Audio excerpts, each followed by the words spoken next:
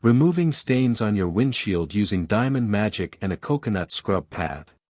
Drying off the window on your car, and you're noticing that you're getting these permanent like rivulets on the glass, and you're trying to figure out how to remove them, and they don't rub off with your microfiber towel.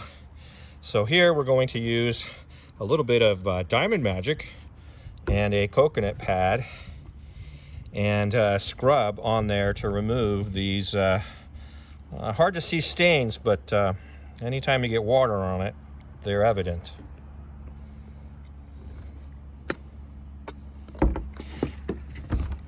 A little bit of Diamond Magic on a pad.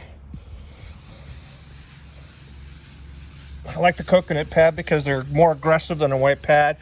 Naturally, ecologically friendly. And they don't smell if you once you rinse them out and leave them sit in your service vehicle. So just do a small area here as a demo.